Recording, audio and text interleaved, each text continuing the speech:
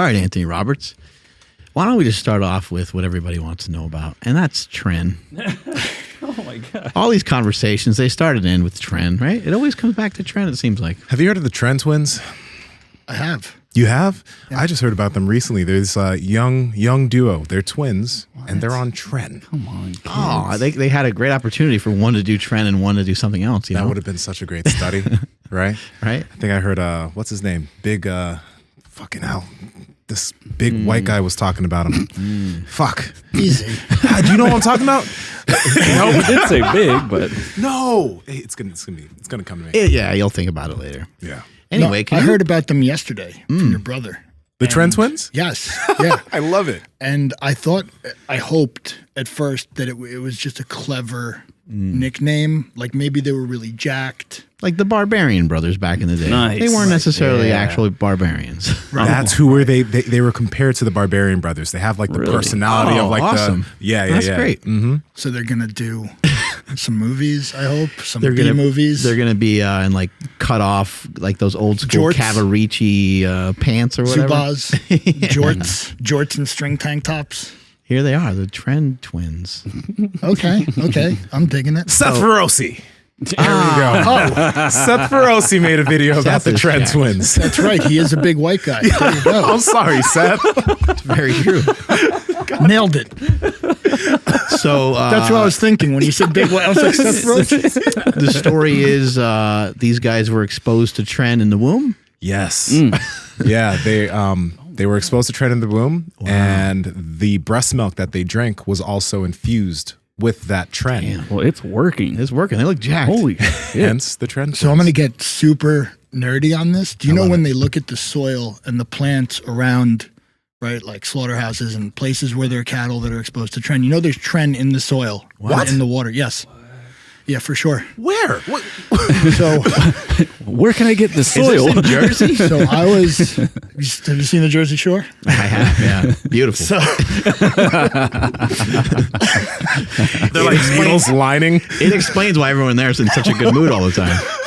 so I was involved in a big criminal case that involved a trenbolone type substance, and the law reads that if it's not found in nature and some other things, it can't be in a supplement. So I started researching like, is Tren found in nature? And trying to figure out some like convoluted legal argument to make, like, well, it's in the soil, you know. And ultimately that was abandoned because it was a stupid argument. But you can find it in the soil. It is contaminating the soil and the water around those places. Yeah. Interesting. Yeah. Because they're giving it to cattle? Yeah, because Tren doesn't die. Like when you have it in these animals in these concentrations, it just lingers, man. Do you know if that's still a practice? Are people still doing that? Or is Oh, that yeah. like an older thing? People still doing that to make the cows bigger? Yeah. In fact, so they sell them. They're called Finaplex, and you can order Finaplex cartridges online without a prescription because This they're is cattle kind of the implants. origin of Tren, right? It kind of started that way, right? And people would break that down Yeah. back in the day, like in their tub or whatever. Okay. Yeah. So Allegedly. Just I in hope case. not in their tub, but yeah. This is where so, the tale starts, I think, right? The tale of Tren. So what people would do was they would take the trenbolone cartridges and they would break them open. Now they were meant to be put into a cattle implant gun. They weren't meant like, so imagine trying to break the cartridge, let's say like the magazine for a pistol open. Like it would be really hard. That's what it's like to open a Tren cartridge, I've heard. And they would take the pellets and they would grind them up. So if you have a mortar and pestle or if you have whatever you had, you grind them up till you got them pretty small, I've heard. And and so you get a powder and then you dissolve the powder in oil. Don't do this. And then you would add like a sterilizing agent. You'd pass them through a syringe filter. And then you'd boil it too. Like maybe you would do a double boiler. And then you ended up with a liquid that you hoped was sterile and contained enough active Tren. Hoped. And you could use some other agent to break it down before you put it in the oil, but What Yeah. what year are we talking about? like yesterday for me, like no, this is like state of the art in the 80s. You know, this was there was a pretty pretty big powerlifting group that was doing that, and they were doing it a little differently. But yeah, that's how they were getting it. And my understanding is some of these compounds from back then, when people were making these, they also had like estrogen in them too, right? Yeah, so like Steroid or something, or testosterone. Well, that was estrogen. It was estrogen. Yeah, I think if we're talking about Ralgro, that's a synthetic estrogen, right? That's going to make you bigger. Right? Estrogen will make you bigger. And if you're breeding cattle to kill them for meat, you just want a huge piece of meat. So giving them these drugs was not problematic. Now, some powerlifters experimented with Ralgro or Steroid or whatever, but the chemical name, I think, is Zeranol. But like, you're not going to use it for bodybuilding, right? You're going to be too puffy. Big estrogen gains, So no one used it in bodybuilding, and some of the testosterone pellets would have estrogen in them. So you could get the same cattle implants, but they would have estrogen in them. So you had to do what's called a saturation reaction to dissolve the pellet and remove the estrogen. But Jesus, if you want to be big, you got to be a chemist. Quick question. So people would to do this shit, people would find cattle pellets and do all this shit. Yeah. Well, you could. Look, how many horses and how many cows do you have, sir? It's the third time you've been in this week. Wow. Yeah. Like I have a very large ranch. So for a while, and I can't speak to this now, but those cartridges were available on like Amazon. Wow. Really? Yes. Interesting. That's crazy. So what the hell is Tren? Why is it so powerful? And did somebody know this when they started trying to find it in these pellets and stuff? So Tren it's a testosterone-based anabolic. You basically have three families of anabolics, right? You have testosterone base, you have 19-nortestosterone base, and you have the hydrotestosterone based. So this is let's call it a testosterone molecule to make it simple. Then it's got three modifications. I think it's at the 4th, 11th, and 9th position, or 411, 4911, 4711. I forget which one it is. But you have these three, and that's where Tren, like try. That's where that comes from. And, when they did the original studies on it, it was testosterone's a 100 over 100 drug. Okay? The anabolic to androgenic ratio is 100 over 100. It's the baseline. That's why it's 100 over 100. Tren is 500 over 500. So it's 5 times stronger. Yes. Damn. In rodent models, which is the best we had back then. We're talking about back in the day. And so that was the best we had. It's called the Hirschberger assay. And that's where you take rodent, castrated, of course, and you give them the drug at a certain dose, the same dose as you would have given them testosterone. Then when they're sacrificed, you weigh, when they're killed, they're sacrificed for the greater medicine. When they're These killed. damn mice. They're always getting fucked over. Well, that's what it says in the studies, right? They At use least the they word get sacrificed. Yeah. So when they're sacrificed, they do a little ceremony, and they Like he really loved lifting. Yeah. He was a great mouse. Yeah, he won all these contests. When they're sacrificed, they weigh different organs. So like the seminal vesicles, and then the levator ani, right, which is leg-ish muscle, and they just compare the weights to the weights of those same muscles or whatever from the testosterone rodents. So if it was 5 times bigger, it's 5 times the potency. And it's somewhat irrelevant to humans at this point. We know that it's not a great way to do it, but it's the best we have. So, but when you look at that ratio, when you say this is 5 times more anabolic, Yeah. everybody wants it. Right. You were part of some of these original writings and stuff. You've been talking about performance-enhancing drugs for a long time. MESO Rx, I think, was your thing. Do you still have that? Is that still an ongoing thing? I know you were think doing steroids. it like 30 years ago or something like that, or 20-something years ago. How old do you think I am? I don't know. It was 30 years ago. I don't know. How old are you? I remember from a long time ago.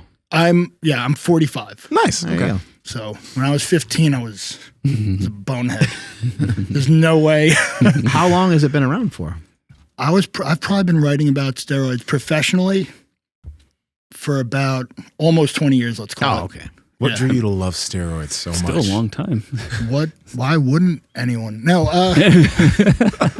I was writing actually, because it was more writing. I read Muscle Media back in the day, and Muscle Media was just so compelling. And they had this writer, Dan Duchesne, and his writing was just dangerous. When you read it, right? When you read the recipe for Trenbolone in a magazine you could buy at a bookstore, Yeah.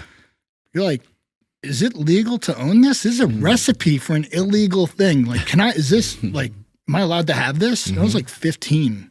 Wow. So you're just thinking, this is the most dangerous thing I've ever seen committed to paper, right? He had recipes for GHB, for Tren pellets, for test pellets.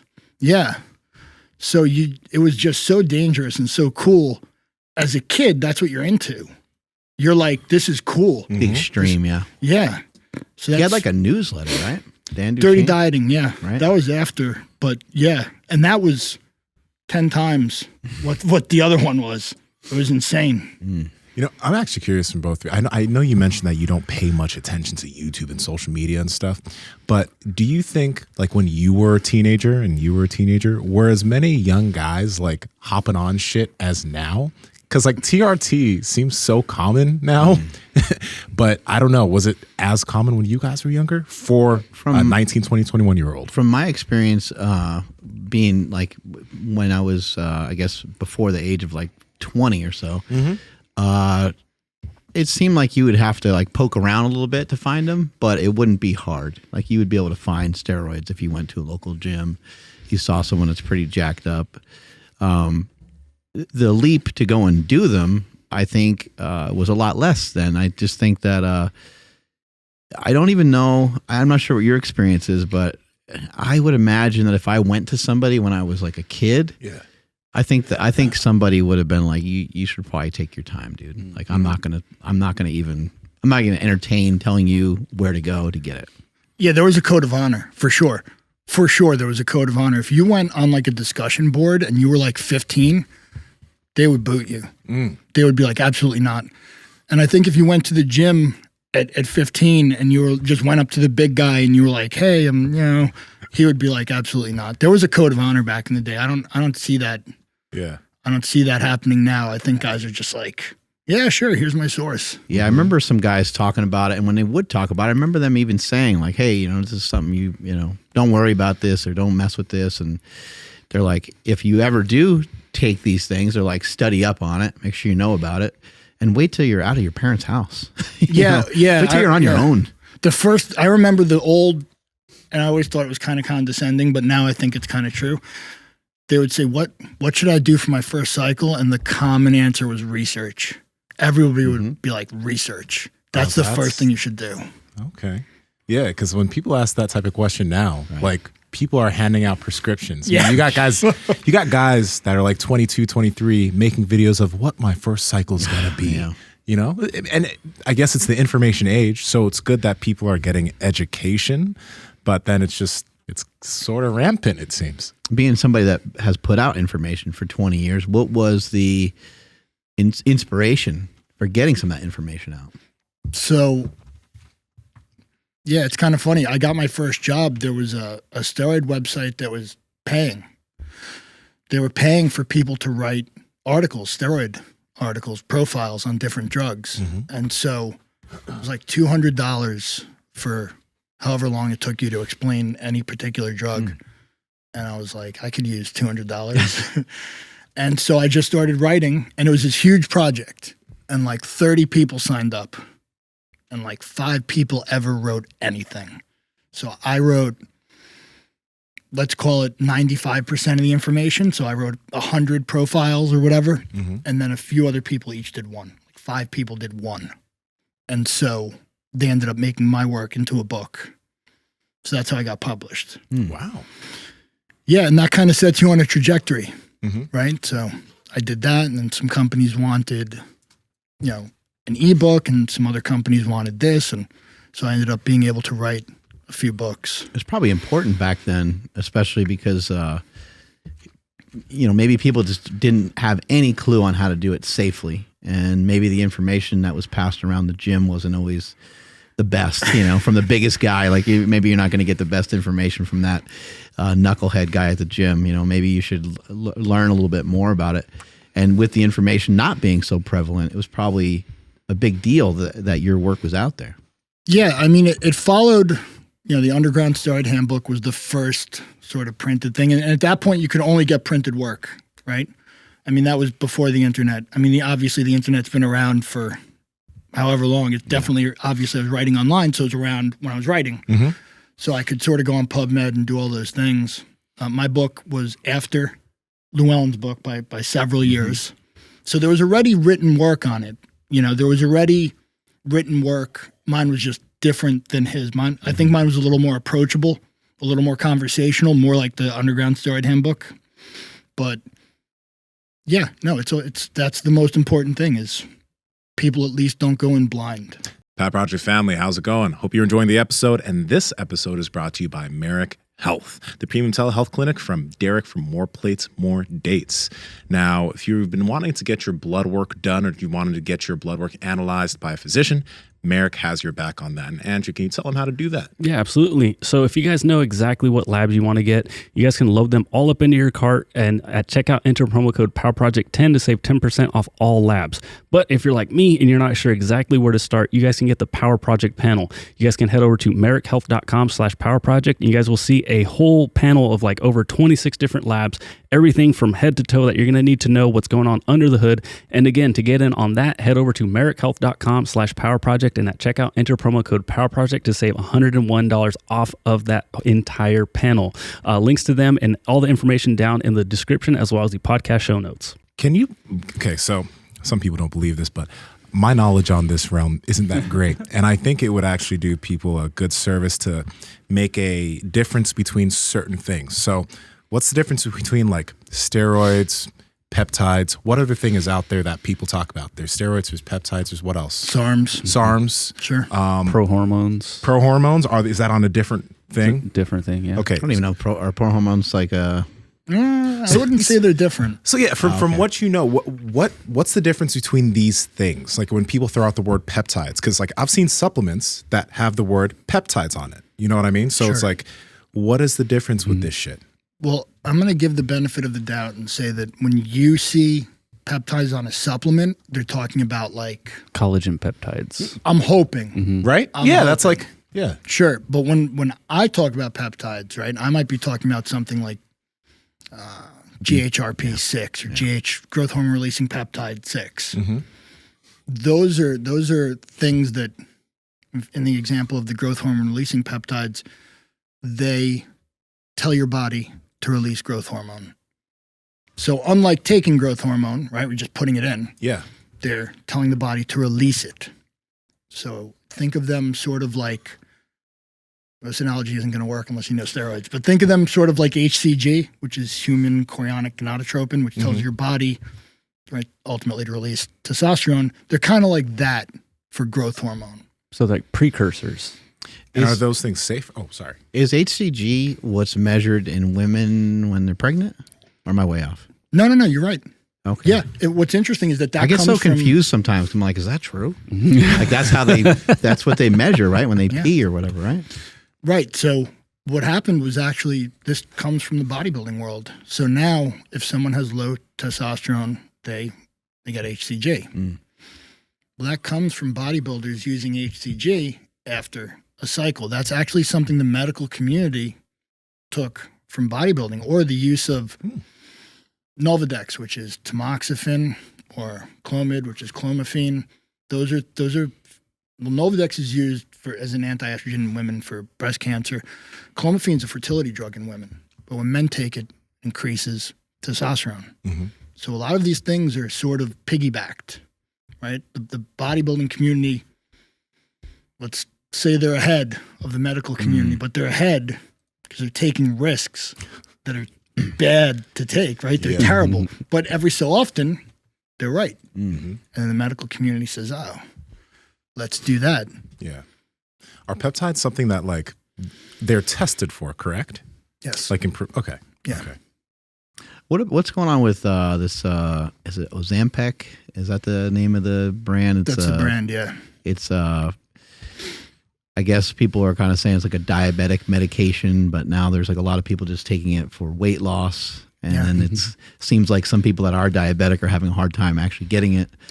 And there's people that aren't like obese. Yeah, I don't know. I just see it on the news. I don't know if it's like, you know, some propaganda to like rev up sales or something. But, so here's where I question that knowledge, right? And I agree. I saw it this morning. Yeah, I saw it on the Today Show. Okay, so we both watch terrible TV shows. I'm in a hotel. What's your excuse? I got none.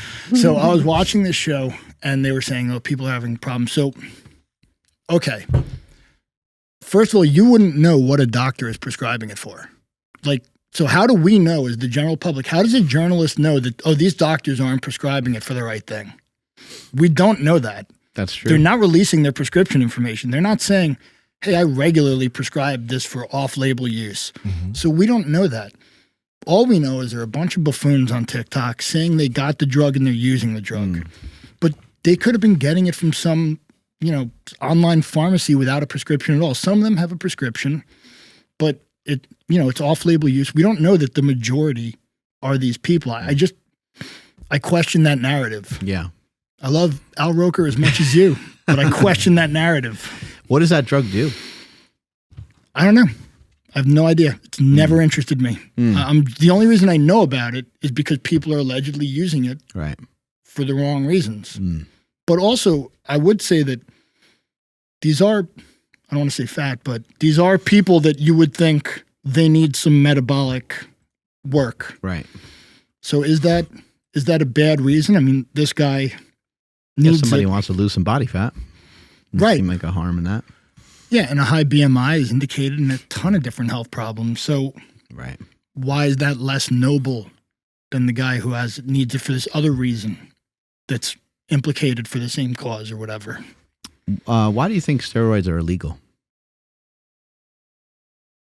Or should they even be illegal? So I actually know why steroids are illegal. I believe it was 1988, it was the first time Congress looked at steroids and said, we're going to make this illegal. They looked at Dianabol. It was the most popular steroid in the nation at that time. So they looked at Dianabol. They said, we need to make this illegal. They tried to make it Schedule 1. If you don't know what Schedule 1 is, it's heroin. Okay, it's like the worst of the worst. So Congress was saying, like, this is as bad as heroin. So they called in DEA, FDA, Human Health. And those people were like, you're out of your minds. You can't, this is not even close. So they shelved that for a while. And then again, they began looking at it. It was 88, 89. And every time we look at steroids, it's connected to some kind of, you know, sports doping, right? They're not looking at it saying, hey, this isn't in the news, but I really want to address it.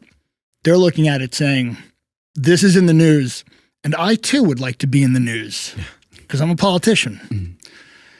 So the next time they looked at it, 1989, they had a little bit more reasonable approach. So we want to make it Schedule 3. There's 5 scheduled on the Controlled Substance Act. 3's in the middle, obviously. So it's still some opiates are in Schedule 3. So they went to the DEA, and the DEA has the ability to schedule drugs, okay? The Controlled Substance Act has a bunch of, we'll call it criteria, for which to schedule drugs. If it meets this criteria, you do it this way. This other criteria, you do it that way. DEA said, we can't schedule this. We don't have the authority. It meets none of the criteria on the Controlled Substance Act. None of it. We can't do it. So Congress had to pass an act to schedule steroids because it doesn't fit on the CSA. So that's how it became scheduled. They became scheduled. Does that maybe have anything to do with the Olympics? Because Yeah. that was like the Ben Well, Johnson, 87. Carl Lewis. So the Summer Olympics were called the GH Games that year, and they just couldn't test for them. They couldn't test for GH. And athletes basically were saying, whatever, I'm going to use tons of it. And that's when Dan Duchesne was on the front page of the New York Times, saying, I can beat all these drug tests. And that's what we thought happened. Yeah. And obviously 89 was, Ben Johnson and all that. And 1990 was the first ASCA, Anabolic Steroid Control Act. I wonder if, like, when it comes to steroids and in sports, it would be great if athletes didn't, but there's always ways that athletes are going to be able to get past or get something above another athlete. Like, maybe there should be like a base level of something you can use. Like, I don't know, but shit. Yeah, I mean, well, they kind of went the other way on that, right? You can't use anything, even if you need it, even if you have zero testosterone. You can't take testosterone. They went the absolute other way on that. But aren't there some athletes who are able to, like, They like were, NBA but players that can get... Well, the NBA doesn't test for it, I don't think. I don't know. Because I've heard Chris was telling me that, actually. I didn't know that till Chris told me. Yeah, I don't think the NBA cares. Well, that's interesting. So here's Well, baseball didn't used to care either until they had to. Right. Well, the Mitchell report in 2003 and 4, and they had to call in ex-Senator Mitchell to do a 400-page report on, drug use in baseball. But here's the interesting thing. They go after steroids and they go after peptides and all these other things, but there's a huge percentage of, let's say, Olympic distance skiers, right? Cross-country skiers who are on asthma medication. So, and that you can get a therapeutic use exemption from. So we have two scenarios here. The first is that we have to believe that all of these courageous athletes overcame asthma to be some of the best distance athletes in the world. Scenario 2, maybe they're just getting their doctor to prescribe it and saying they have asthma. So we have to believe one of those two things. I know which I believe. And it's kind of the same thing as when, this might get me into trouble, but when you look at college admissions, right? And you look at the Ivy Leagues, 25%, I think, of those students are learning disabled. They all get extra time on their tests. They all get to take the test in a separate room. So we have to believe that these 25% of courageous Ivy League students have overcome serious learning disabilities and require all this extra time. Is it really as high as 25% of Ivy League students are learning disabled? Yeah. So they get extra time on all those admittance tests that cause nightmares. I'm not even going to ask that. I wonder if, So the same scenario. Either we have to believe these courageous students have overcome learning disabilities, or they just had a sympathetic doctor. Interesting. Do you think kind of what's going on nowadays with the information that's out there, do you think it's a good thing or bad thing? Like, where do you kind of stand on that? Like, there's a lot of people with videos that are, talking quite a bit in detail about steroids, how to take them, but maybe some of that information is getting the younger and younger people. I think it is. Yeah. I think it's getting to younger and younger people. Also, there are people who, when they talk about steroids, they know a lot, but they don't know as much as they're portraying that they know. And unless you know more than them, which is unlikely for the most part, the analogy I use is, imagine you didn't know anything about sports. And I said, I'm going to teach you about football. I said, but we're not going to talk about the New York Giants. They're my home team. And we're not going to talk about the New York Jets because they're also my home team. Also, we're not going to talk about Manchester United. So, okay, so you know that obviously that's football. Yeah. But if I'm talking about the Giants and the Jets, that's not the right kind of football. Different football, yeah. That's what it's like. You have to know that fact. So when I watch steroid personalities or influencers or whatever, they make mistakes that you already have to know that that's the wrong thing. You already have to know what they're talking about probably better than them, or you're not going to spot the mistakes. Yeah, that's tough. That would be hard. Yeah, that'd be extremely hard to know that information. Do you think steroids are powerful enough to have, permanent negative impact on some people, like especially if they are taking them at 14, 15 years old, even if they, come off and stuff like that? On some people, yeah. Yeah, that's the important question, right? Can they have that impact on some people? Yes. And like 14-year-olds are boneheads because I was a 14-year-old and I was a bonehead, right? So I wouldn't have made the best decision for myself in the future. Right. So you have to think that 14-year-old you might not be making the best choices for 44-year-old you. In fact, probably isn't making the best choices for 44-year-old you. And that's really the perspective you need. You know, will I make the right choice given this information? Yeah. I'm probably not at 14. What type of drugs do you think are, I guess as far as the education is concerned, are maybe they're not talked about with as much responsibility as they should be? I mean, we did mention Tren at the beginning of the podcast. I think everyone on the internet that is into this stuff is understanding that Tren is a big deal. But what do you think is like stuff that people are talking about really casually? Sure. No, I think people realize Tren's a big deal, but it's also kind of common. Like there are more great Tren memes than probably any other steroid. Yeah. I mean, that's just a constant source of enjoyment for me. Yeah, I would say the SARMS, the peptides, anything not blatantly illegal. Yeah. That's a problem. So as far as SARMS are concerned, there are people that believe that SARMS are safer than steroids. Is that actually the case, or is that the case?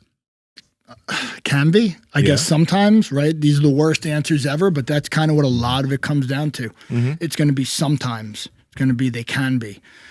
SARMs are obviously androgen receptor modulators. So the idea is that they stimulate the androgen receptor in a highly specific manner. So maybe you get the muscle building without the prostate enlargement.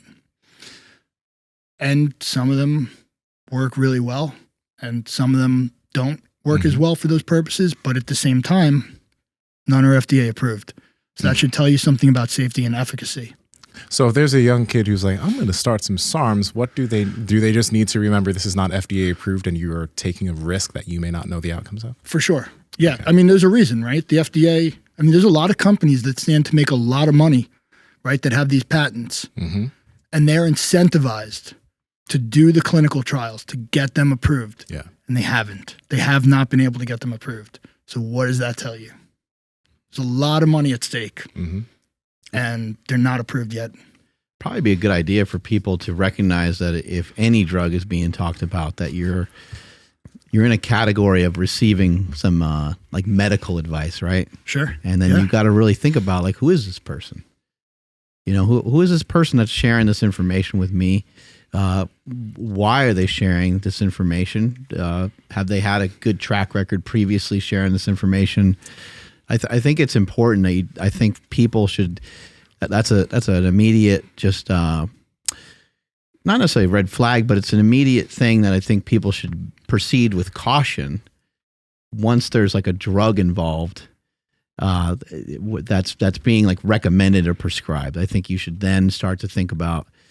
I should investigate and research this person a little bit more. So how about it's a flag? Right? It might not be a red flag, but you know right away this guy's not a doctor and he's talking about steroids, right? I'm not a doctor. I'm talking about steroids. That should be a flag. Should it be a red flag? That depends. That depends on the research. So if you look into someone, you say, like, this guy really came out of nowhere. I don't know, what's going on. You read his work, it seems a little off, right? It's like typos everywhere and like, that might be a reason to say, I don't know if I want to invest much stock in this guy, right? But you could take like some of the guys you've had on the show, like Andrew Huberman, right? That's a guy like, all right, he's a doctor. Like he knows what he's talking about. He's never umming and awing, he has the answer. And he's got the credentials. So that's a white flag, I guess. What's the opposite of red? It's a blue flag? Is it a blue flag? I guess. That's the other kind of flag, whatever green that flag. is. There we go. Yeah. Green, yeah. So, but yeah, I mean, as soon as anyone who isn't a doctor is talking about that, anyone going outside their subject matter expertise, you want to start evaluating the person as well. This is interesting because I did see you talked about this before, but within like the bodybuilding space and even some of the powerlifting space, there are coaches that will prescribe their clients to take X, Y, and Z. I had a client that I worked with when I was coaching people a long time ago who came to me. And he was mentioning, he was like 21, and I won't say who his coach was, but he's like, my coach had me on all this stuff. And I was like, wait up, why did your coach have you start? He's like, because he said it helped me get stronger faster. So I wonder, long term, why, like, wouldn't there be legal ramifications against coaches like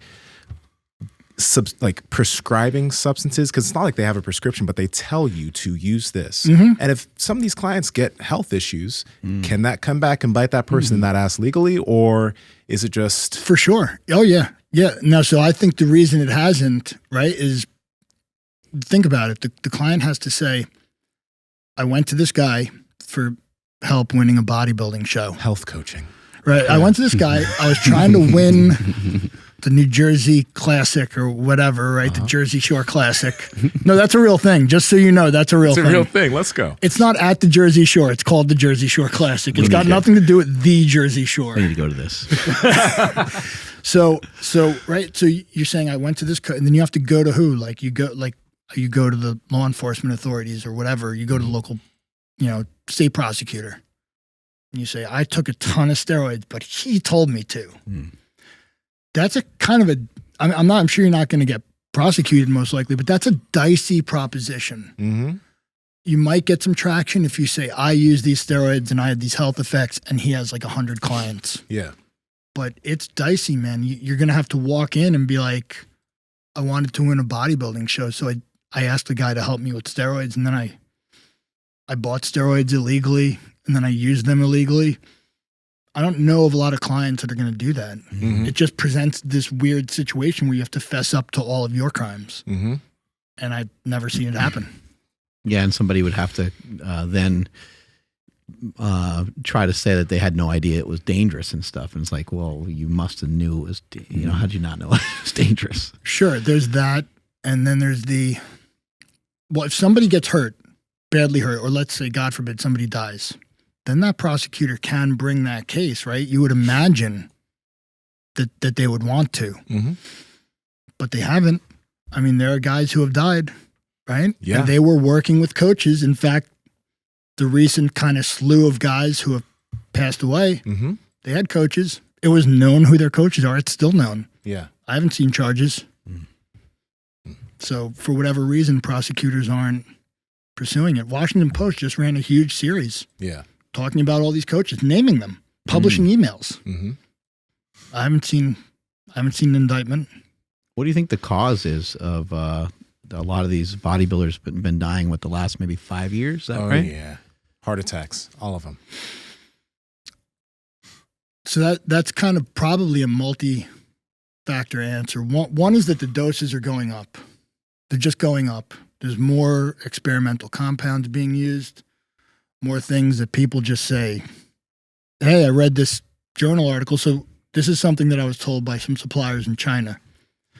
Once a journal article comes out that says like, oh, follistatin modulator, experimental, people are already on the phone. Get this for me. I want to shoot it in my butt.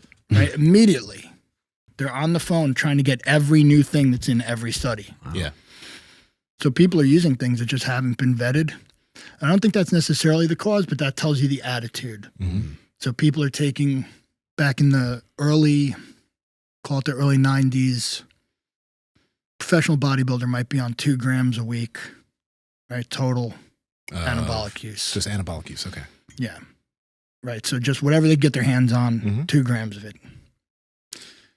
Now, that would be like a local, right? That would be for a male competitor. You could see that at the local level. Yeah. So the doses are escalating. The recklessness is escalating.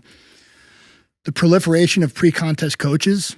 So it's one thing, right? Just as an example, I don't know if you plot your own workouts. I don't know if you plot your own workouts, but you're going to ultimately step under 500 pounds, 600 pounds, whatever it is that you're going to put on your back. Yeah. You understand, right? Like I've had 500 pounds on my back and I'm like, if I move the wrong way, this is going to end really badly, right? Like my knee is going to blow out, whatever it is. You're taking responsibility for that, right? And my knee feels dodgy today. My workout says this, I'm not doing it. So you have skin in the game. Pre-contest coach, they're just saying, here's a list of stuff. Shoot it in your butt. And they have no skin in the game. And even when their client dies, they're just like, wasn't me. Like, of course it was you. your client had a congenital heart defect and you were telling them to take grams and grams of steroids. Yeah. Of course it was you. So, and I think that's a huge part of the escalating dosages. When you don't have to take responsibility, when it's not 500 pounds on your back, I know that sounds weak to you, but it's a lot for me. When you don't have to have the weight on your back, you take more risks, I guess. I mean, and that's what it seems like. Is like just because you want that person to do, like you want that person to win because it makes you look good as a coach. If you have this massive bodybuilder that just won an overall, who cares how much shit you put him on as long as he wins? Because I know some people who kind of have that mindset. That's what it takes to get there. But here's the other thing. That's the way that they start to think. If I were to ask you name, the top 10 whatever bodybuilding coaches, you could name them. Then I would say name their clients. And you could name like maybe 5 clients for each guy. And there would be like overlap. But they have like 100 clients. They're also training the guys who didn't make it. They're also giving advice to guys who went nowhere. Yep. And that's their own little laboratory. They're giving guys, right? Yeah. If they want to make the next Mr. Olympia, they're giving that guy Mr. Olympia doses. That's their little lab.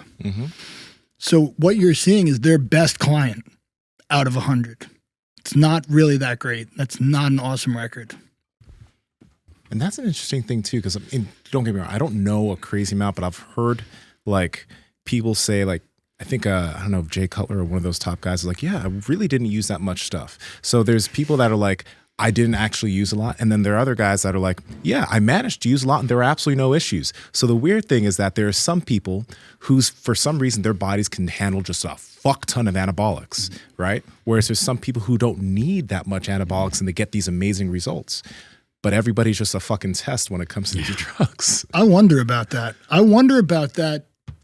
Like, I didn't get any side effects. So what was your blood work like? And they're like, no, I don't mean that. I mean, like, I didn't go bald. It's like, really? Like, they never have like any solid numbers. They're like, I didn't get gyno. Or I've heard people say, I've never gotten bad side effects. Well, I had gyno surgery. Well, that's, you got part of your tit cut out. What do you mean you didn't have side effects? Yeah. And I knew a guy who said, no, I never got like irreversible side effects, but he couldn't have kids. Right. So like, it's a huge deal. Deal. Right. What are some, actually, you know him too. What are some things that you've seen in terms of, like super high testosterone levels in people, and it having, like maybe a negative impact, like is there a range that people can get to that's like kind of safe? So one of the things people don't get is that if you take 200 milligrams of testosterone, it doesn't give you a testosterone level of 200, right? It gives you like, go over 1,000 when you first take the shot. And testosterone increases in a linear dose response curve. So I'm sure you'll be shocked to find out the more testosterone you take, the more size and strength you get, right? That goes the same for the bad effects, right? But the testosterone goes up like this, still linear, and the bad effects go up like that. People need to find that where the bad effects get above the threshold they're willing to deal with.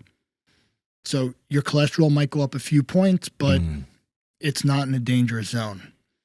For other people, they think, well, my cholesterol's high, but that's not a problem. I don't have heart disease in the family. No one's ever had a problem with that, and it's reversible. So that, that side effect here, that's not something they're worried about, right? So it's more about figuring out what level you can get to where the side effects are either manageable or not relevant to you, right? But a lot of people play with that, right? They say, well, my cholesterol is 500, but I don't have a history of heart disease. It's like, you're about to start a history of heart disease. Shit. So that's the thing. People can get to that level and it'll be different for everyone. So I see a lot of guys with great results on 120 milligrams a week. Yeah. And I see guys that would do nothing for. But one thing to remember too is the gut, like Dorian Yates is a great example.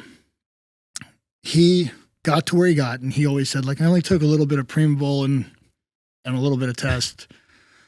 let's assume, let's give him the benefit of the doubt here.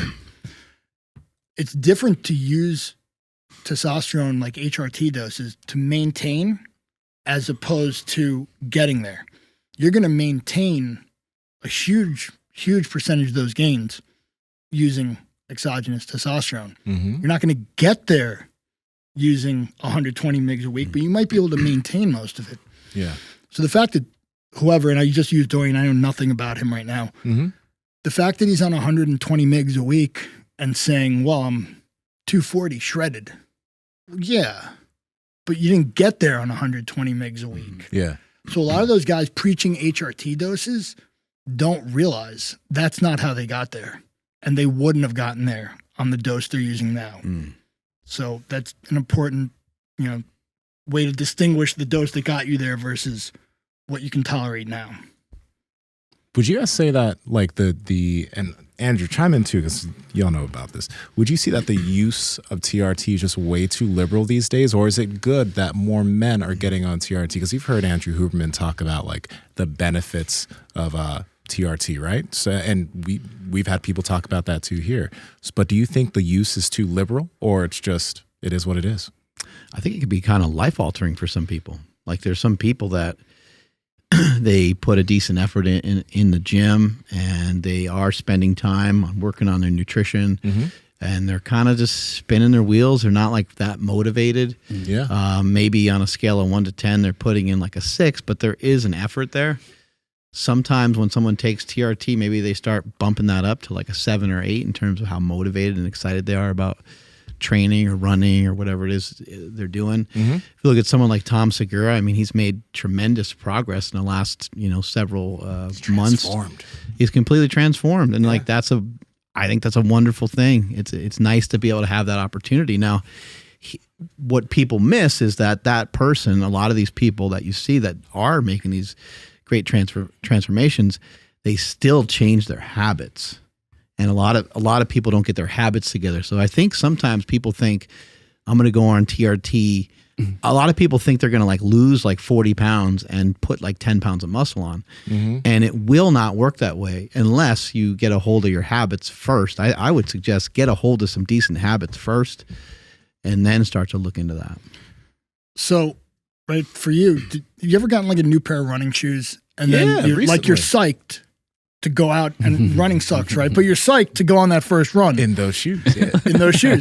That's what that can be for someone. They can get their stuff together, and then now they're like, it's not even a huge dose, but now they're psyched to get to the gym, right? And it might not be any sort of psychological effect from the drug. It's just the new shoes of going to the gym on steroids or whatever.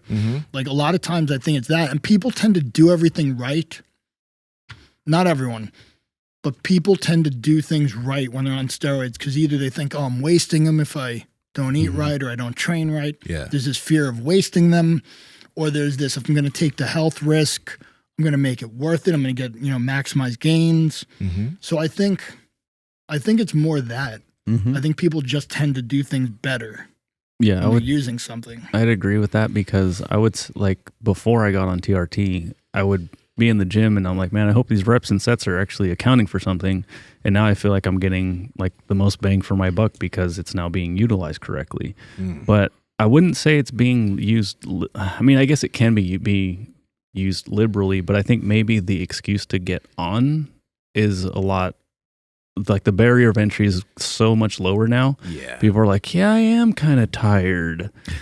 Yeah. So I'm going to go see what my doctor says. And when they go to a regular doctor and they usually get shot down, then maybe that's where it ends. And so taking that extra step to actually trying to reach a different doctor, then maybe it's like, well, shit, dude, if you're this motivated to, meal prep, maybe you wouldn't be so tired. But in my opinion, like what Mark was saying about like maybe get the habits in line first. But then what he was just saying about like, well, you get pretty motivated once you start getting those new shoes. So I always say like, why not both? Like if you're doing both at the same time, you're going to be like even more motivated. So that was part of my old advice to people. I used to say to them, okay, you've never done steroids and you want to try them. Get everything right for a month. do everything right for a month. So for 30 days, don't miss a workout. Don't cheat on your diet. Don't do anything wrong for a month. And then, at the end of the month, you might be ready. Mm-hmm. And they would be like, well, I messed up this day. I couldn't do it. It's like, right, well, you can't get your act together for 30 days and you want to do a 12-week cycle. You're not going to get your act together for the 12-week cycle. Wait till you can do things right for 30 days before you commit to a situation where you're putting something at risk for 90 days. So that was my standard advice, was just get everything right for a month. Yeah. There's so many people that their goal is to lose weight. And so with that in mind, it can be a disaster for someone to start taking testosterone. And it could be a huge disaster if they're not just taking TRT, if they're randomly just blasting some testosterone and like lifting with their buddies and stuff. They're just going to get red and they're going to gain a lot of weight. Purple. Their blood pressure is going to go way up, and it's just not going to be a good sight. It's not going to work out the way that you think. And so I really think that, nail down some of those habits. Yeah. No, for sure. And that's what I'm saying. Like, you need to prove to yourself you can do things right once at least, right? Before you say, this is the way I'm going to go. I haven't gotten the results I want. We haven't put the effort in. Mm-hmm. You literally can't do it for a month. So if you haven't put the effort in, it's a bad move. Yeah. And the barrier to entry is a lot lower, right? What do you guys think about, what do 40, 50 something, that's not old, but it's, getting a bit older. Easy. So what do those, so I was careful because of YouTube.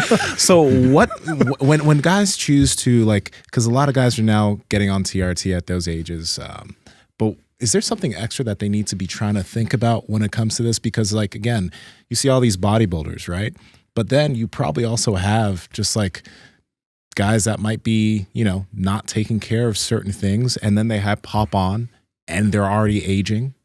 What are things that they need to try to think about as they, I don't know, get on TRT or go the route of using more shit? So I'll tell you that the first time I did TRT, I was with a prescription, right? So legitimately did replacement. Right. I was 28. Really? Yeah, when I got my first prescription. Okay. And it was through a place that's not open anymore, shockingly. It's in Florida, once again, shocking. It was called Palm Beach Rejuvenation, and they got swept up right around the same time as the Signature Pharmacy thing happened. Mm-hmm. So they made me get blood work. So my testosterone levels, they said, were low enough. My Anavar levels were very low. They were 0. So they prescribed me Anavar as well. For a second, I just I had a little short circuit in my head too. I was just like, wait, what? Hold on. Needed replacing immediately. 0. For an adult male, 0? That's crazy. Not okay. So I got, I think it was 200 mgs a week of testosterone and 25 mgs a week of Anavar, a day rather, of Anavar. Anavar's always thrown into the mix of everything. Yeah. Sprinkle a little Anavar in there. A little oxandrolone. Yeah. So you know what? And here's the thing. I did that more because I was writing about steroids. Mm-hmm. And it's you have to make a decision. If you're going to be the steroid guy or whatever, you have to make a decision. Do I want to be the guy that puts out all this information, or do I want to buy steroids cheaply and illegally? Because that's a terrible idea if you're publishing books on steroids to also be involved in the black market and buying stuff illegally, because you are on the radar. I've gotten calls from FDA agents. I've gotten calls from DEA agents. Goddamn. But they're never saying, hey, we caught you or we did that. They're asking for information. Mm-hmm. Like the example I gave before, taking 200 milligrams of testosterone doesn't make your testosterone. One of them called me and asked me what the dose response relationship was, right, for a case he was prosecuting. So you need to make that decision. Do I want to be legitimate and be able to put out information without fear? Mm-hmm. Or do I want to get a bottle of test for $50? Do I want to get Tren, illegally? Mm-hmm. So that was a decision I made. So I went on TRT. Mm. But again, it was 28 and it was, I'm not a doctor, but I would say it was dubious prescribing protocol. Was there anybody kind of leading you through any of that, or was it just like they just gave it to you and that was kind of it? I had a sales rep. Like when you go to the doctor, you don't have a sales rep, right? Like you have, I don't know, a doctor, right? Or like someone, at least like a nurse or someone who owns a pair of scrubs, whatever. I don't know what the barrier is, but I don't think this guy owned a pair of scrubs. I think he was like from a car dealership, and then he got this job selling this, and that's how I think that went down. Yeah. My experience, like I didn't get anything prescribed until, I don't know, maybe like 5 years ago or something like that. Other than that, it was like just picking up shit from people in parking lots and stuff like that. Really? Yeah, which is always weird because like it's just strange. You're like, I'm not this guy, but I am this guy. Yeah, it's like when you see the car. Weird spots. When you see the car like parked all the way away from every other car in the parking lot, and then someone pulls up next to them, that's not because they want to walk to the Taco Bell. Like when I see that, I'm like, come on. Like I know what you're doing. Like at least be a little more conspicuous. Nobody's parked by you. Yeah. You know what was great though is I used to get stuff in like a really, I don't know if I should share this. Share it. You're halfway there, man. Yeah, I used to get stuff in like a really big bottle. It was bigger than this.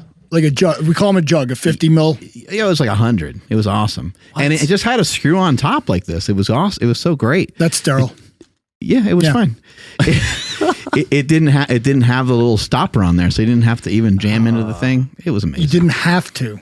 I prefer to because that keeps it sterile. It was fine. So I knew a guy who had like 18 gauge needles, right? Like an 18 gauge needle is like a sewing needle. It's a harpoon. Right? It's like a straw. Thick. It was super thick. Yeah. And so he had regular anabolics, right? So he had and he would stick the needle up in and draw with that needle and then change the needle to inject into his body. But the problem was that bores a hole in the rubber stopper to where if you turned the bottle upside down, it would just leak out. I was like, this is not sterile at all. Okay. Oh, well, I do want to ask about that.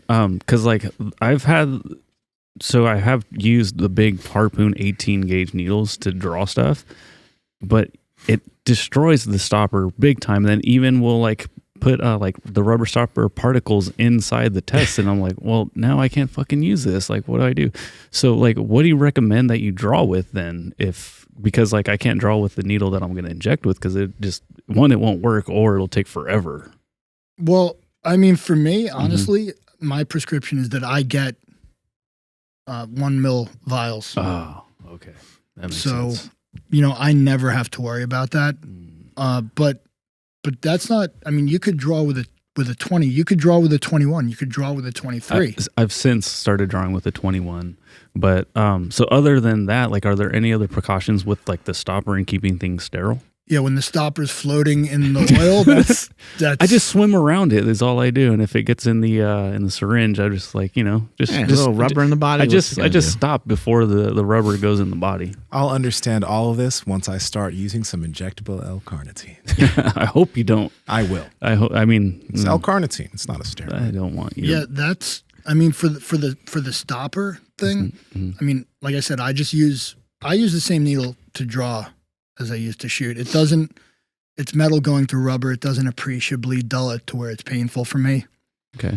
But generally, like whenever I've seen someone use like a harpoon, a sewing needle, whatever, the first draw, once you turn it upside down again, there'll be oil leaking down the needle. Well, that tells me that if oil can get out, air can get in. It doesn't present a septic environment necessarily, but I'd rather not create that situation where it's possible. Can't we just get stuff preloaded? Have you ever seen the preloads? They're 20 gauge. So. They're 20 gauge. The preloads. Are they? Yeah. So preloads. So what he's talking about is a needle that comes with steroids in it. The whole thing, the casing. Yeah. The but pen. you can take that thing off, maybe, or not. Oh yeah. Okay. Yeah, you could take the needle off and use a smaller one. Yeah. But those are massive. We need a testosterone pen. Come on, people. Let's go. Yeah. They make like pens for HCG and different stuff where you just tick it and then you inject it. It's fucking easy. They exist, and I won't say who. I'll tell you guys off air, just in case, because I don't know if he wants to be known for it. But we all know somebody that designed like an EpiPen of Test. Yeah, we need that. And he has like the blueprints and everything all drawn up for it. Well, I meant you and I. Don't say we. I wasn't throwing him in. I'm not that busy. Like I have time to just pull it out of the thing. Like that 30 seconds, I'm okay with 30 seconds once a week. I'm okay with that. I don't know how busy you are, but I don't need the pen because I'm on the go. I just and I'm hate any of the extra fuss. That's all. Yeah. I have a lot more downtime. I'm not like, man, that 10 seconds I'm using, I need something that goes right in. No, I don't need that. I'm set. You can be patient with it. Yeah, and that's why I don't so much care for the 18 gauge needle to draw. Mm-hmm. Like, yeah, it falls into the syringe right away. Like, but I don't like. Again, I have the 20 seconds. Like, I'm not worried about that. So we understand that like 20 mgs a week does not equate to a 20 or 200 milligram whatever testosterone level. But what is like ideal? Like the top I think is like 1200 nanograms per deciliter for like a normal range of testosterone, but at the high range, is that like optimal for everybody? Like how like what at what level does somebody start feeling really good and start developing a lot of muscle? So the answer to the first question was the second question. So what's optimal is where you feel really good, right? And chasing the number is a bad idea, right? That doesn't work, because if I feel great at 900, it doesn't mean you don't feel great at 600 or 1200. So I think chasing that number is a bad idea. And I also think that's why there's some flexibility when doctors prescribe stuff, and they'll say, oh my God, this doctor prescribed 400 milligrams a week to this guy. All right, but maybe that's where he feels right. Maybe that's where he should be. And then he prescribed 100 to this other guy. Maybe that's where that guy needs to be. It's very dependent on how you feel on that dose and what's not crushing you. You might feel terrible on 400 mgs. You might feel great. Has testosterone been tested pretty well? Like, do we have pretty good information on it? I mean, the layup answer is like it's been tested for the last million years, right? Yeah. Like it's one of the drugs that's been tested most extensively. What about in the performance enhancing realm, like where somebody's taking, 400 or 600 milligrams? Like, are there studies and stuff that's been like actual studies? Yeah. So at 600 milligrams, there's the 1996 study that was, I'm going to butcher his name, but Basin et al. So BHASIN.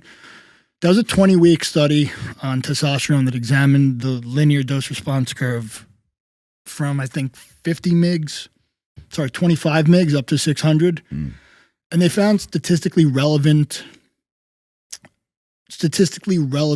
trends towards getting worse blood lipids and, detrimental to cholesterol and whatever. But it wasn't bad enough to stop, right? It wasn't, these guys are going to die. And they found that basically the more you take, the more you grow, the more your strength goes up. And that was 20 weeks, which is a pretty long study. And 600 mgs a week that's a dose. That's up there. I don't think anyone's getting that from a doctor. So yeah, there have been studies. I think he did a follow-up in 2000 or 2001. Might have checked back in with those people again. Yeah. And none of them suffered any sort of irreversible long-term health effects. The thing to remember is that wasn't the only drug they were taking. They were taking GnRH, right? Sorry, no. They were taking a gonadotropin inhibitor. So that gives you a better, cleaner study. So everything they were taking a test blocker for their own natural test. So we know that the 600 mgs of test were the only 600 mgs in them, right? They were taking a blocker as well. So none of them suffered, as far as I remember, any long-term health effects. Do you think people should cycle? Do you think people should come off stuff? Well, if you're replacing it, no, right? But for me, so after I replaced all the Anavar I was missing when I was in my 20s, I did come off for about 10 years. And And when I went to go back on, it was a prescription. Mm-hmm. I think I was 240 test level. Oh, okay. So pretty low. And people always say, can I get back to my baseline test? Right? After a cycle, I'm going to try and get back to my baseline test. Mm-hmm. You're older at the end of the cycle. So if you go on steroids for 5 years, you're not going to get back to where you were. You've aged 5 years. So that's not the kind of goal we should set. I think people could come off. There's a lot of reasons to come off. One is psychological. Can you stop using them? Right? That's one of the best reasons to go off. Can you take a couple months and figure out where you are? But if everything's in line, you don't necessarily have to. If your cholesterol is okay, your health is okay, and you're replacing it, which means by definition you don't come off. But there's reasons to. I'm curious what your thoughts are on this, because I know there's definitely been no research or anything, but kind of going off of what Mark mentioned there, there's this guy named Clark Bartram. We'll probably have him on the show later on, but he's an older guy now, I think late 50s, and he has a test around 8-something. He's never really been on anything. And I wonder if a guy chooses to hop on testosterone replacement or even go on higher testosterone doses for a while, if they chose to come off in the future, like, we know all these lifestyle habits that can be done in terms of getting sleep, your diet, exercise, the things you do, getting sunlight, that can have a positive impact on your test.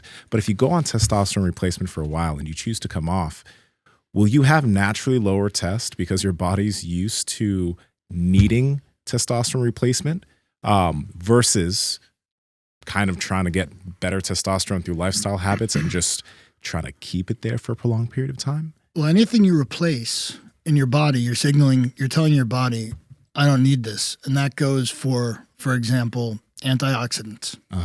Your body has a natural antioxidant system, right?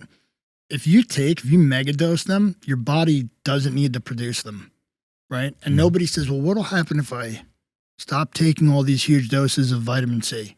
Nobody asked that question, right? Eventually your body figures out there's a deficit unless you've done some kind of damage. It's kind of difficult to say, well, if I go back on, will I be okay? I don't know.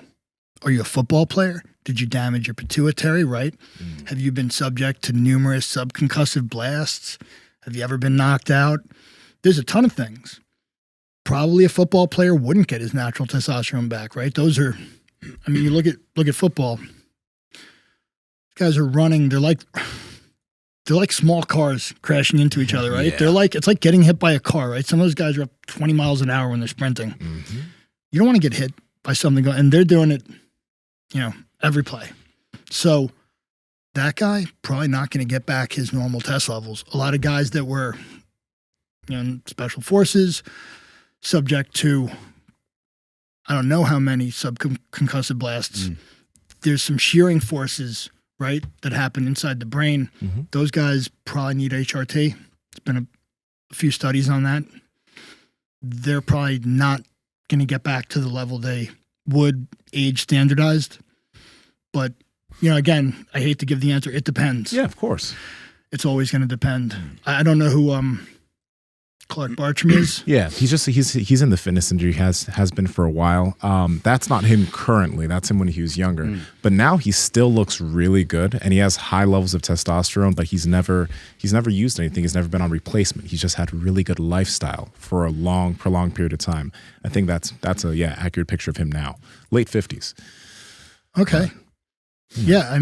That's right. It's one of those. Did he wrestle when he was younger? Did he do MMA? Because there's MMA guys that I know that are hypogonadal from getting slammed on the mat so many times. They can't take HRT, right? Per the UFC rules, which UFC is now, I believe, under the purview of WADA, right? Yep. So they can't take anything, which is a shame because it's protective, right? The testosterone, they're sort of thinking now part of it is the aromatization to estrogen, but it's neuroprotective. So why would you not want these guys protecting their long-term health?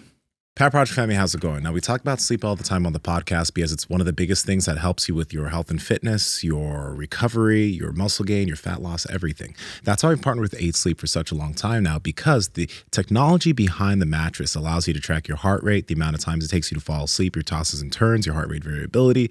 It changes its temperature through the night based off how you sleep, but not only yourself, but maybe your partner on the other side of the bed. It is an amazing mattress. Andrew, how can they learn more? Yes, head over to 8sleep.com/powerproject. That's 8 spelled out, EIGHT, sleep.com/powerproject. Along with more information, you guys will actually save $150 off of your entire order automatically. Links to them down in the description, as well as the podcast show notes. You think the Natty or Not thing is healthy? Like, you think it's good to, that people are kind of actively outing people and maybe trying to explain that people are maybe misleading people? So, yeah, I like a lot of things that aren't necessarily good, like bourbon and, whatever, nicotine. Right. I like a ton of things that aren't necessarily good. So I like the Natty or Not thing. It's fun. I think it's probably good to give kids realistic expectations. You have kids kind of thinking like, I can look like whoever Chris Hemsworth, right? And probably most people can't look like that. Mm-hmm. You can. Don't say No, like most people can't. There are some people who can. There are some people who can't. One at this table can. So you're saying not him. That's right. So no, like it's just better, right? It's better. God damn it. No, it's just better to set like a reasonable expectation for these kids who are like, I want to look like the guys in the Marvel movies. I want to look like Hugh Jackman. Probably you can't. And the Natty or Not thing probably helps those kids.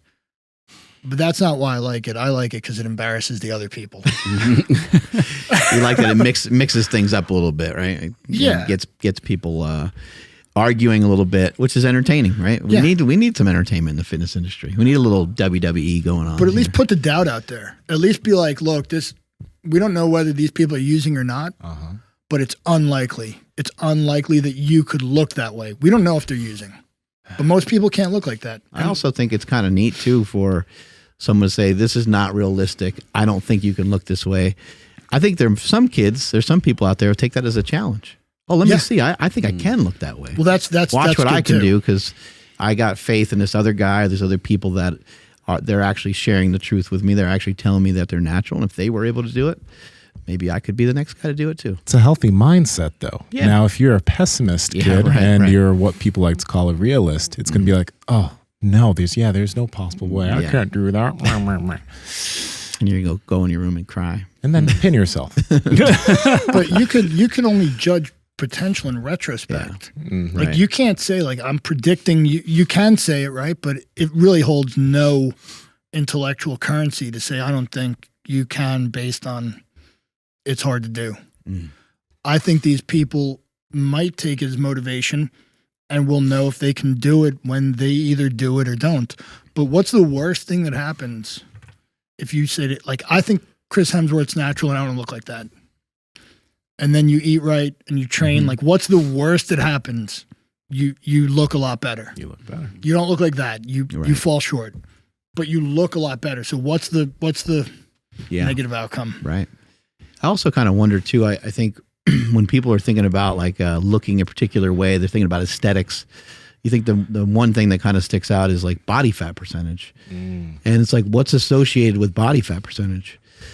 So it might be hard to be big. It might be hard to be big and lean, but just to get lean and to be shredded, I think a lot of people can probably figure out single digit body fat.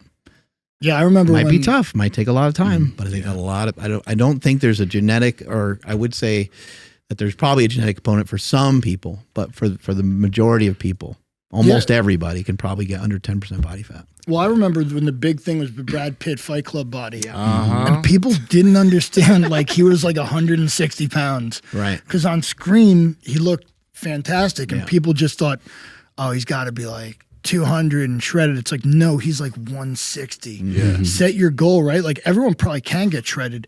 And 160, that's not, I mean, that's not a lofty goal, right? And looking at it now, like, dang, That's not a lofty goal. He has a great build, though. Don't get me wrong. He's got But some like nice shoulders, and his stomach's lean. traps, they're Yeah. there. Yeah. But that was huge, right? That was It was. that was a lot of people were like, I want that body, right? Yeah. Seems like he And just is looks great. strung out. Looks like he needs to eat. That's what he looks like. Yeah, eat a sandwich or something. Something, a cheeseburger. Looked great in Troy too, though. Oh yeah, yeah. You know? Yeah, you did look great, Troy. So I mean, and I think that's achievable because it's just like you said, it's ripped, Right. but he's not huge. We don't know what he was benching. Probably also 160, right? Like we don't know. So it's definitely achievable. It's a goal, and it's a matter of not eating as much. Looks bigger there. Bigger. Yeah. It looks much bigger there. Yeah. You got better advice? We talk a lot on this show about penises, and in particular, kind of like our own. I think that pops up a lot, right? Does it? Literally pops up quite We'll a mainly bit. talk about Andrews, but You guys do. we have the penis pump behind you back there. That's the first thing I noticed. Yeah. You know what's interesting is the Joel Kaplan male enhancement pump. I was wondering why Joel Kaplan. I'm wondering why that name. Like I'm always like, I know that name. I've seen that name. Oh, the SAT. Well, it's in Davis. There's like a real estate guy. And I see the name all the time when I'm like walking downtown, when I'm running or walking downtown. I see that name all the time. I'm like, is that the same? I wonder if it's the same guy. Probably the same guy. Real estate mogul and penis pumper. Maybe. And SAT prep course author. Exactly. That's yeah, how no, he's a that's what he he's a does, too. Renaissance man. Yeah. That's Damn, it. he's raking in the money. Yeah. Kaplan So prep. what do we got on like the male enhancement side? I don't know if you've ever, you digging in through all these steroid things, and guys that sometimes take steroids and go on cycles for a long time. They end up sometimes with erectile dysfunction. Sometimes they end up with great results, and sometimes they end up with not such great results. Sure. You got any info on any of that kind of stuff? So, well, I mean, the standard, right? If the only problem is like the equipment doesn't work, the obvious move is like sildenafil or tadalafil or whatever, Viagra, Cialis. Right.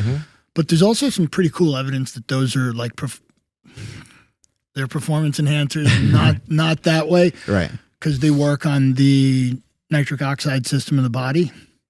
So you see all those supplements, right, that purport to increase nitric oxide levels and do this and blood flow and whatever. And it'll explode from back in the day. Yeah. Well, there's some evidence that does have like an ergogenic effect, and these are drugs, and they do it for real, right? Not like the supplements are supposed to do it, and you get into something called the arginine paradox, where they do it and then they just stop. They just stop working. So the Cialis, the Viagra, they've actually been shown to have some ergogenic effects. I don't know if you guys heard about, there's a guy who died in Buds just recently. Oh yeah. He was taking a Viagra Cialis for the ergogenic effect. Yeah. Really? Yeah. So how much was he taking though? I just had a boner all the time. No, I have no idea. I didn't say the dose, but Yeah. he was also taking steroids, but the Oh, okay, Viagra okay. was specifically tailored for that, whatever. Yeah. So if anybody is doing like a Viagra or Cialis while they're taking steroids, is there anything that they need to be thinking about? Well, Like, when it those are comes going to to- increase blood pressure, right? Increase blood pressure. I mean, they were, that could theoretically be a problem. If you take a ton of Cialis or Viagra, I don't want to say you can feel your blood pressure going up, but someone takes their face, if they take too much, you'll just see their face get red, right? Which is also, like you said, when you take too many steroids, you don't get the effect you want. What you at least end up with is a really bright red head, right? That's I thought what's going those to happen. drugs were to lower your blood pressure. No, Yeah. the Viagra. They and didn't quite make it for that though. Oh, okay. As far as I understand it, those were scrap heap, right? They were like, "Hey, take this. We'll see if it lowers your." Right, And it had a and he's different. like, "No, effect. but I got a boner." And they're like, Okay. awesome.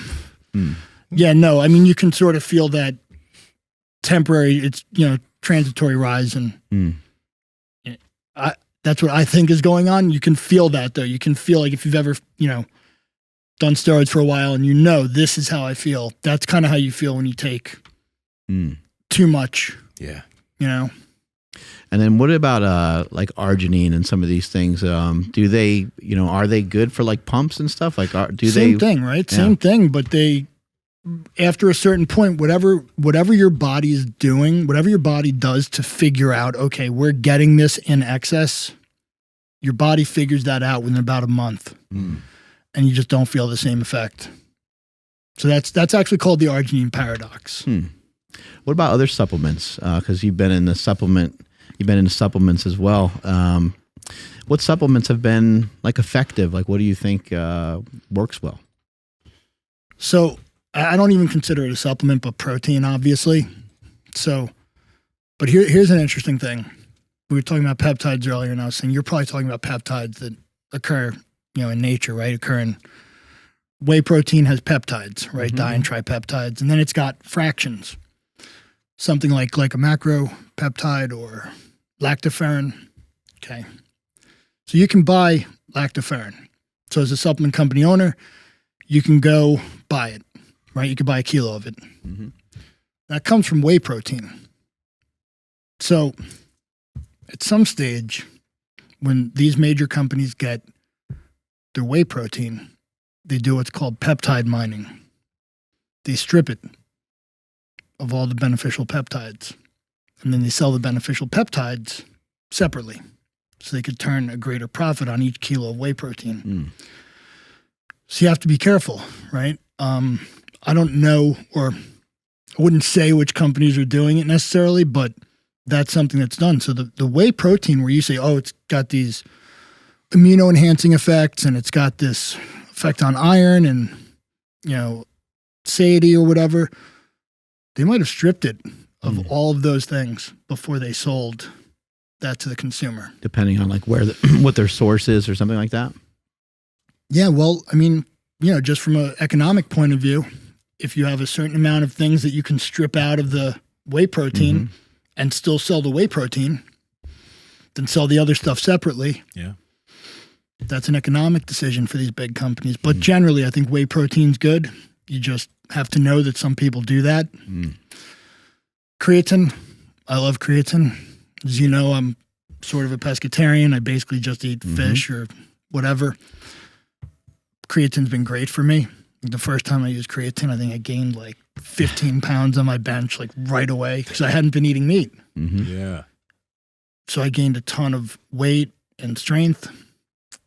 I don't think most people need heavy multivitamins or heavy antioxidants. I think they need a little to prevent deficiency, like the kind you see like Centrum 1 a day. Right.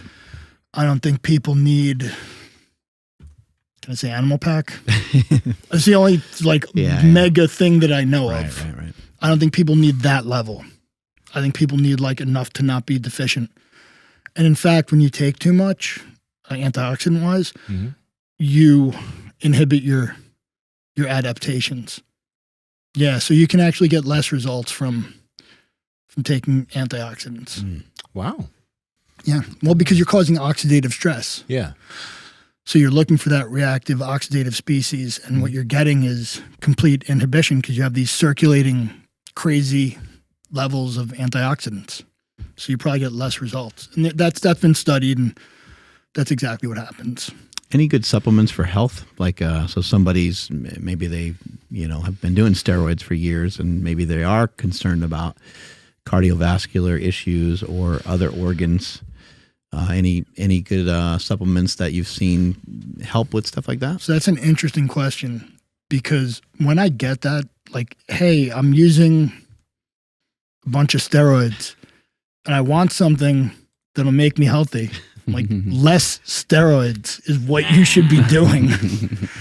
Like that's always been a weird thing, right? People say, I want to take a ton of testosterone, but the problem is that it aromatizes to estrogen.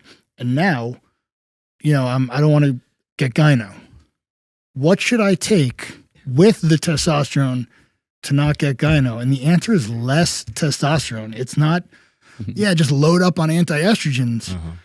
So a lot of the things like like that question, what if someone's taking a ton of steroids and they want to be healthy? It's like, don't take a ton of steroids. Like that's the answer, right?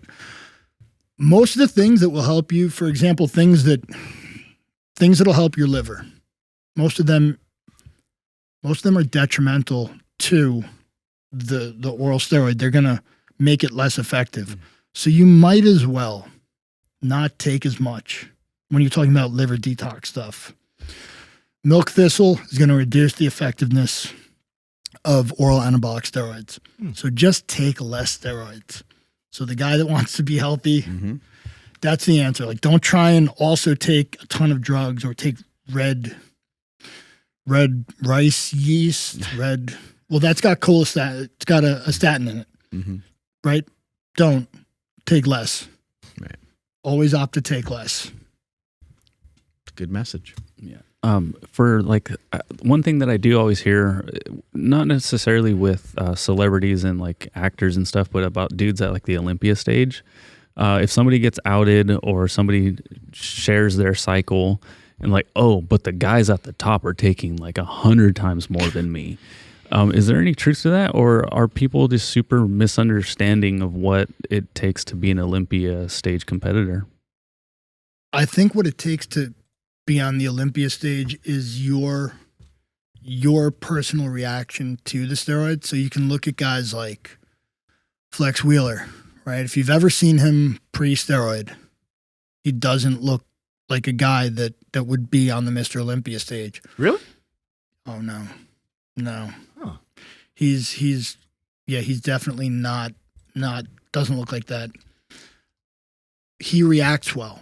So it's like, oh, the top guys take so much more. It's like the top guys react differently. The top guys just react differently. So their cycle's not going to be the blueprint to get there. I mean, and here's the other thing. If you take steroids, the common wisdom, and I agree with this, you're going to know right away. You're going to know, am I starting to look like Dorian or am I not looking like Dorian? And Dorian looked great, when he was like 18 or something, or 16, whatever that photo is of him with the shaved head and like boots and braces. He looked good. You could tell. It's like, this guy's, he's got a good build. Yeah. But you'll know, like, within 3 years at the outside, like, I have what it takes, or I'm spending half my paycheck on drugs and I look like Mr. whatever street we're on, second place winner. Like, there's no question. I mean, there are guys who they could make it to the national level just by sort of sheer determination, just by being willing to eat and take a ton of drugs. Yeah.